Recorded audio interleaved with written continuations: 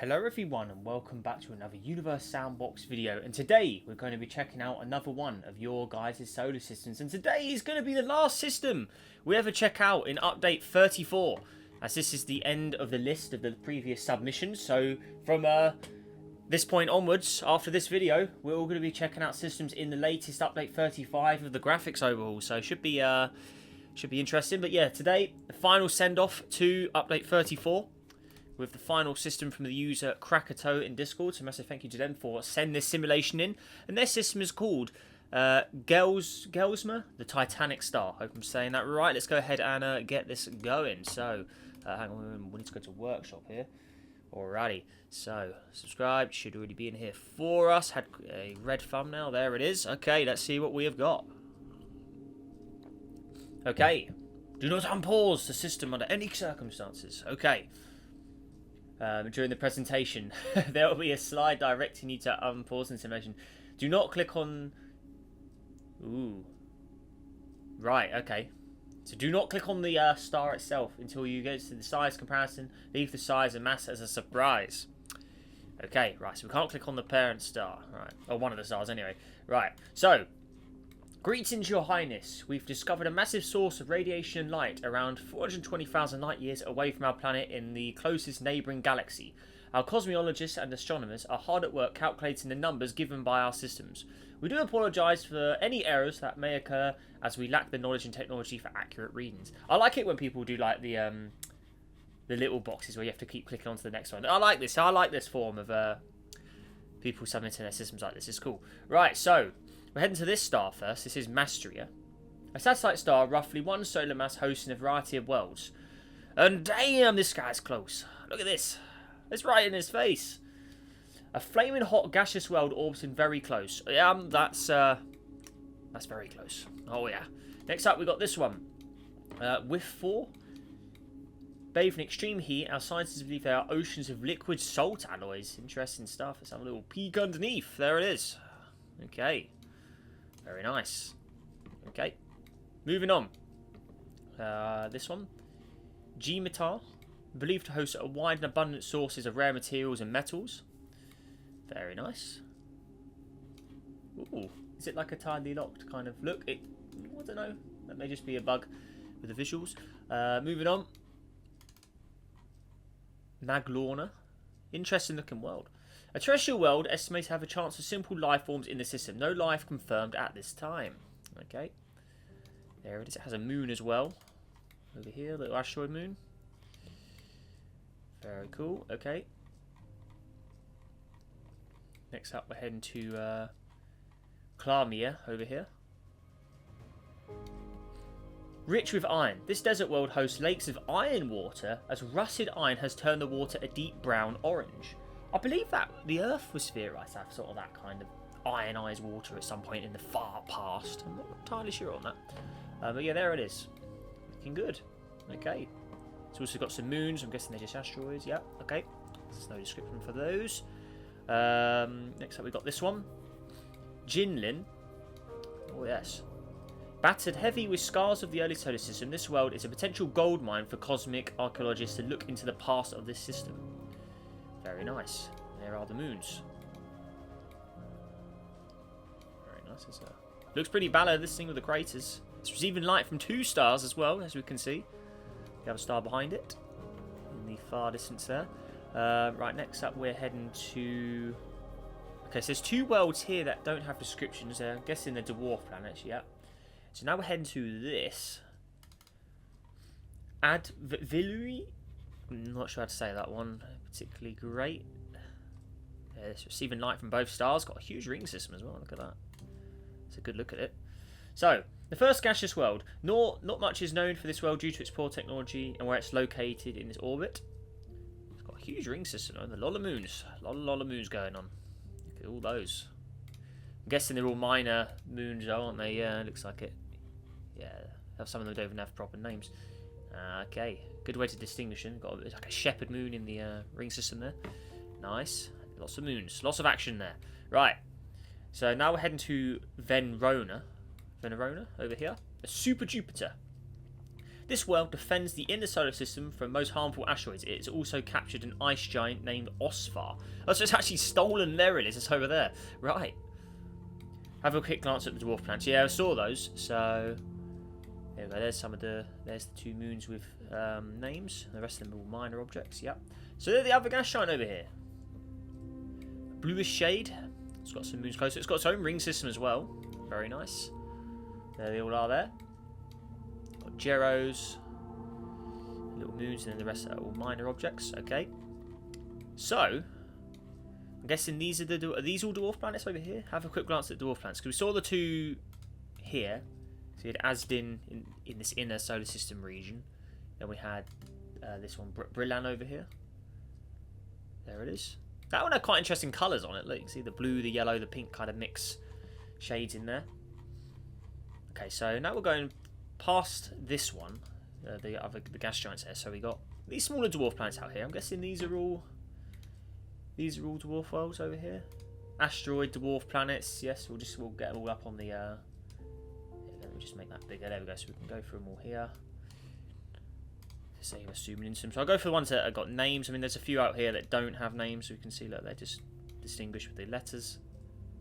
Cursor's a little buggy trying to click on these. There we go. Open it up. There it is. What's this one? Favak. Interesting name. Favak. There it is. We've got Vonan over here as well. It's got a blue and green look. There's a few other dwarf or asteroids there. Okay. Norrock, here we saw that one. Then we got Tazarf over here. I think that's probably the last one. The orange craters. Okay, right, so I believe that's all of them covered. So where are we going next? So now we're heading to Deina. So you can see there's a huge... Okay, so we're taking a big jump. There's some very minor objects all the way over here, look. Right, okay, so that's the object we're not allowed to click on yet. 1.5 hours, what does that mean? Right, so we're heading over here to Deina here, right. So what's going on here? So another star. Another satellite star, close to 1.5 solar mass. Okay, there he is. Cool. Okay, so first of the planets around here, what is going on here? Whoa, that's looking pretty hot. 1,000 degrees. Buried in oceans of molten rock, this world is an excellent candidate for hell. Oh yeah. That doesn't even look like it has a solid surface anywhere. That whole thing looks ruined. Oh yeah. Man, okay. Right, next up we have got Radicor here. Containing glowing forests of uranium-based rock clusters. This world is highly radioactive, and you can see those city lights are looking pretty vibrant. There it is. Looking good. I like it. It's a cool looking planet. Next up we are heading to Arasu. Is that how you say it? Over here. A barren world devoid of most things interesting and vital. Okay, there he is. And then we're heading to Yumfa over here. Ooh, being destroyed. Okay, that's why we can't press the play button. What is going on here? A gaseous dwarf that migrated inwards, capturing a terrestrial world that potentially has life. No life confirmed at time on this world. Okay. That's interesting. There's the planet it captured. An Earth-like world by the looks of things. Yep. Okay. Yeah, what's happened to the gas giant? No mention of why it's being destroyed like that. Okay. Then we've got some more dwarf planets over here. These guys don't have descriptions, but there they are. So there's one. Then the second one is there. Because we've got a good few around here. Then you've got the minor objects further out, the asteroids. Yeah, okay.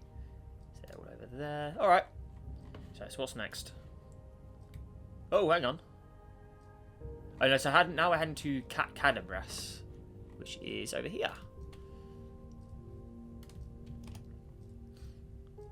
Oh, hang on. Let's get onto the star itself. Get in there. There he is. Okay. More of a red dwarf by the first look of it. A satellite star orbiting the outer edge. Mass is believed to be 20.5% of our star. Okay. So more of a red dwarf. Or red-orange dwarf kind of world. Yeah, okay. Yeah, but probably more of an orange, actually, judging by the size. Oh, but mass. Eh. Okay. Right, so next up we got this. A barren hot rock. It's glowing hot from behind. Oh, yeah. Okay. Vit bricks over here. Barren and Scorching as well. Okay. Then we have this object. Feezy. Devoid of anything besides an atmosphere. This world has nothing much to offer. So again, the third of the barren rocks. Next up, we're heading to Vanille over here, which is this one. Oh yes. A warm aquatic world. Oceans are believed to be 10 miles deep in some spots. 53.2 degrees. Okay. Pretty warm. Have a look underneath that. There you go. Very ocean heavy, as we can see. Okay. Nice. Next up, we're heading to Vanork over here, which is this one. Green world. Another ocean world with the mightiest of mountains poking above the water's surface. You can see some there. Any more around? Let's have a look on the big globe. I think it was just like, there you go, you can see them there again. Okay. Looks to be just those ones. Alrighty. Okay. Reminds me of the volcanoes of Mars, the only thing that stick out during the dust storms when they were first looking at it. Next up, we got this one over here, or Aussie. Frozen in the global ice age, this world can drop as low as minus 180 degrees Celsius, or nearly 400 Fahrenheit, or minus 300 Fahrenheit. Oh yeah. Okay. And next up, we have Tishhole over here. An orange world with potential for life. No life confirmed at this time. There it is. Decent temperature on it. Just look at its life stats maybe. Let's see if that's a good indicator. Yeah, 51.8. Good stats on it. There you go. Looking good. No dwarf planets in this system, so it's just the asteroids and comet orbits. There you go. And these look more like comet orbits, don't they, than dwarf planets. But there they are. Yep. Cool. Right, next up we're heading to Sasha. Right. So where are we heading? Oh, even further out. Okay, there it is. Oh, there's a Barry Center going on here. What's going on here? Oh, hello. Oh yeah, there's a lot of things in here. This is a big system. Right, so here it is. An orange dwarf star passing by the Gelasma on its journey through the cosmos. Right, okay. So first up we got Garfit and Jazdroof, which are these two here. Two sibling-like worlds baked in heat. So hot rocks, lots of hot rocks. There they are. Go from there. Quite similar in appearance. Then we have Phosphorus over here. A very hot desert world with lava floods. Ooh, yes. Ooh, yeah, there you go. Okay. Nice. Then we have Kick-Ass over here. Ooh, that's looking pretty hot. Experience a global-wide cluster tear. This world has been going through a liquefaction of its crust. So it's like a resurfacing event. Oh, yeah. That's looking pretty hostile. Then we have Arthene over here. A barren world battered by past violent asteroid invasions. Recently gained an atmosphere from volcanic eruptions. Ah, very nice. Okay. Then we have Norfolin. An aquatic world with spots reaching dozens of miles deep. Oh, yes. There it is. Looking good. Has a moon as well. Little one. Okay. Then we're heading to a Barry Center, which is between two Earth-like worlds, but I'm guessing. Let's have a look. Right. Oh, hello. Right, what's going on here? Oh, they're close, aren't they? Wow. Oh, tidal forces would be insane. Right. So where are we? So, are we at the right place? Oh yeah, so Cacus and Thimuk, which are these two. Oh man, I want to press play. I want to see what happens. There's going to be some sort of, I don't know, because they're both similar size. Ooh, I'd love to see what happens here. Surely the gravitational forces of both of these pulling on each other would be pretty horrendous. Whoa. A binary system of two super Earths has a very habitable moon named Ukalada with confirmed life. We have yet to know if it's simple or advanced. But those two are dangerously close, so I want to press play on those. And there's the moon.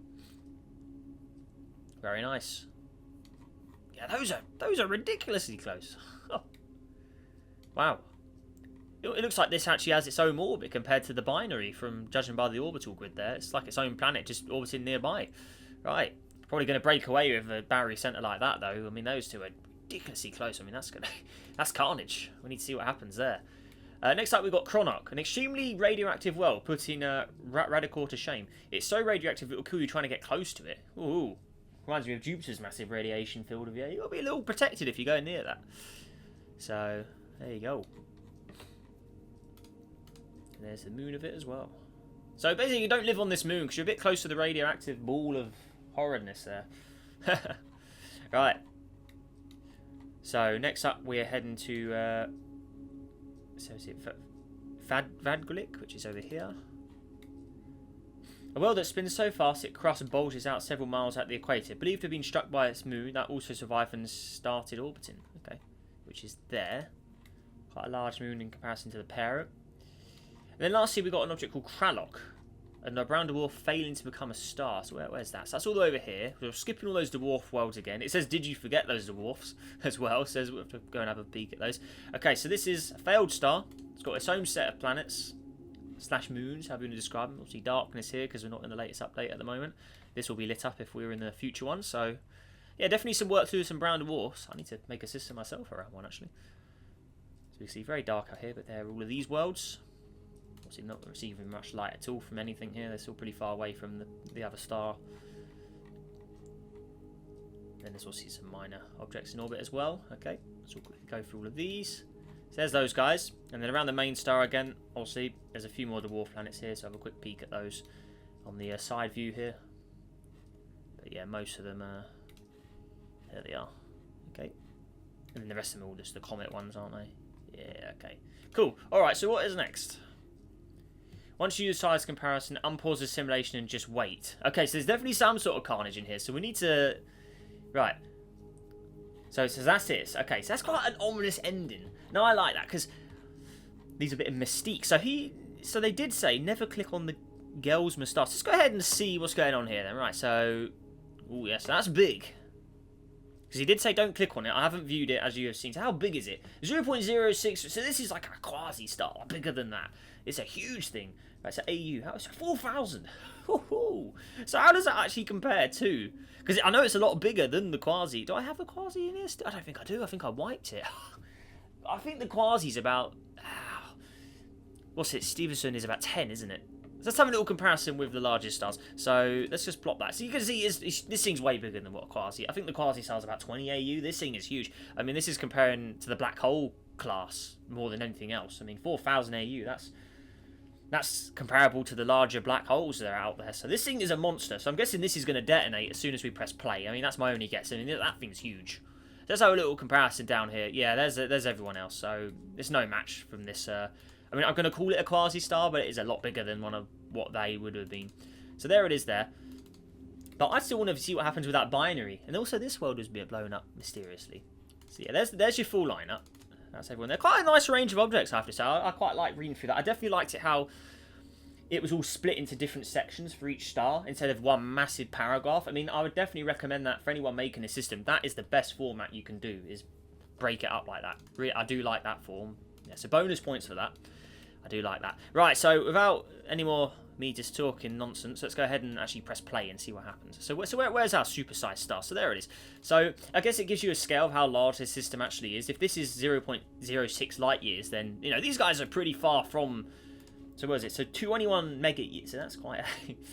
yeah, that's quite a long distance from the parent star. So let's go ahead and... We'll view it from probably the closest star first. So what happens if we press play then? So play... So there's a time. Is that a timer? So this thing's going to detonate, is it?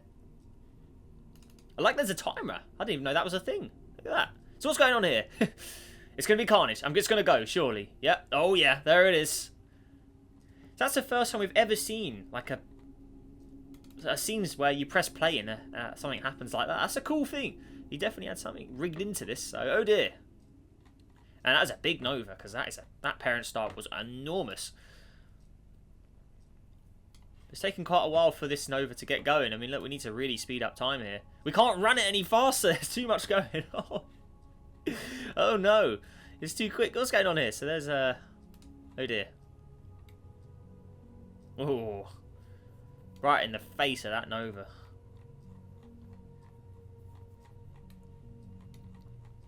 Everything is going absolutely crazy here. Where's that Barry Center? I want to see if anything happened between those. Let's go over here. They still... I want to see if they're still running. Wait, hang on. Where is it? Oh, no. I don't know where they've gone. Oh, man. It's carnage. Oh, something's not quite right. Oh, yeah. Oh, man. Okay. Is that the two over there? Oh, my gosh. We're going all over the place. But, yeah, either way, it looks like, yeah, Nova... That's blowing everything up. But unfortunately, we can't run it quick enough to actually see it go out. There's just too many objects in here for it to properly... we can only run at 2 days speed. That's too much. It's too much for the system to run. Oh, then we're never going to see it expand out to how large it would be. I mean, because obviously this would probably cover everything in this region. And Nova that large, but... Look how long it's barely even moving. It's not even expanding. It's only taken 2 days. We need years for this thing to really get going. Oh, man. We can't really see it. We're going to be here all day. Yeah, it's the fastest we can go. Okay, but what I'm going to do is...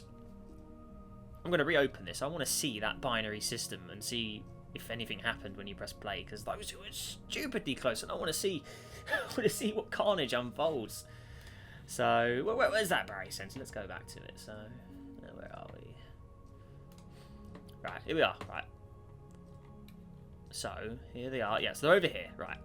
I want to see what happens. Because they are ridiculously... Look at it. Right. Play.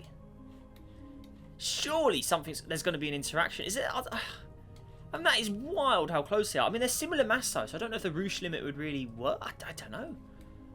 I mean, the gravity forces would be insane, but because they're both very similar mass, I don't know if one would pull the other one apart or anything, because...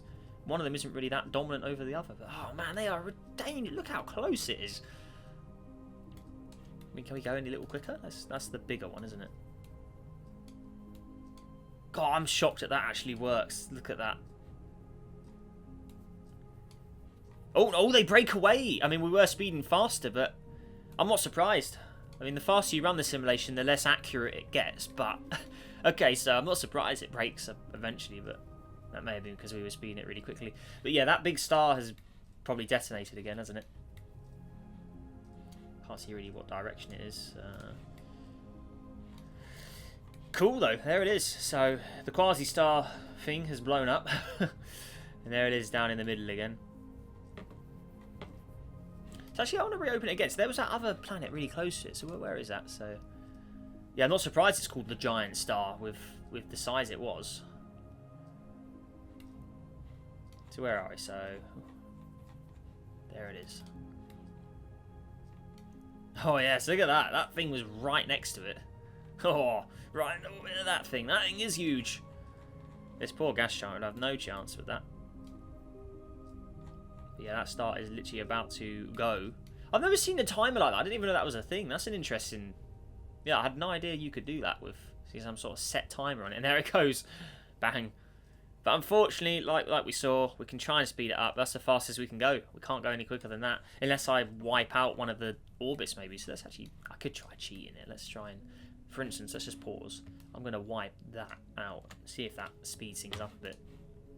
The less objects, the faster we can run. Is it going to help much? Doesn't look like it. Maybe a little more. I'm just going to remove the two furthest systems because they're the ones that have the least effect. So we'll try removing all of that as well. Can we go any faster? It really doesn't want to, because it's on such a large scale, this system. I mean, there's absolutely craziness going on over there. I just want to see if we can get the Nova to expand. There we go. Is that Bella? Oh, there we go. So yeah, as soon as you wipe... It looked like that star in particular was the one causing all of the slow speed. So there you go. You can finally see it expand, but we had to wipe out the systems to do it. So you can see that star system is going to get engulfed. So let's try that again, actually. I want to see if I can really get this right. So it looked like it was just that one star that was causing all of the lag. So, where are we? So it was... I think it was it Deina that did it?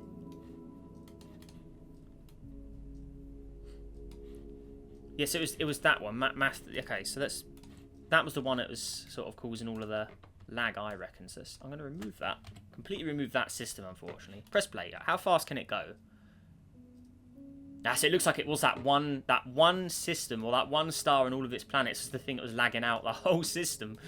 So there we go. So we can try and get a rough look at how the nova would affect the other stars. So this one's the closest star, isn't it? Okay, so let's go and view it from this system. So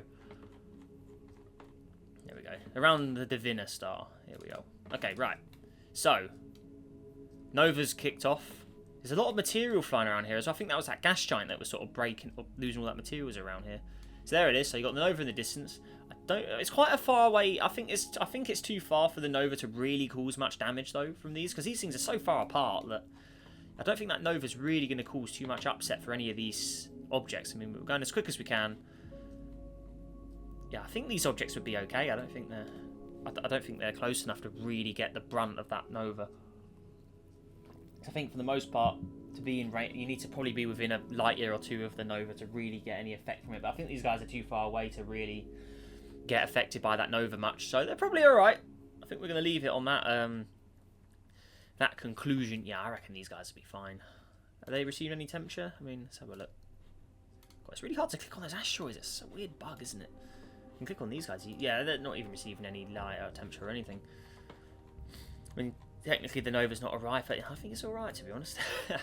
What about that gas giant in the middle? How's that doing? So that's cooled down as well. Yeah, I think the nova's already reached its real effect on anything, so that object's cooled down and it's in the middle of the nova. So there we are. See, the nova's roughly expanding out. Let's see if it causes any. Yeah, I don't think it's going to cause much. I mean, we'll let it expand to these guys. I mean, go to one of the planets. So this is minus 130. Yeah, it's not really receiving. It's warming up a little bit, or is it? No, I think that's just this orbit. Can't really go any quicker than that. It's still getting cold despite the nova approaching. So yeah, we'll finish on that conclusion that yeah, the nova, despite the big explosion of that star in the universe Sandbox, it didn't reach these stars to cause really any major damage. So yeah, there we are. But again, a massive thank you to the creator of this system, for Cracker Toe, for sending this in. That was an interesting system. Again, I really like the way the description was laid out with the separate boxes for each of the individual stars. I like those layouts. Anyone watching who wants to make a system to submit, that is the best way you can present the system. So yeah, I really enjoyed that. And yeah, everybody, if you enjoyed this video, let's see if we can go for 100 likes on today's video as well. Subscribe for more, help us on the journey to 50,000 subscribers. And yeah, I will see you in the next video, everyone.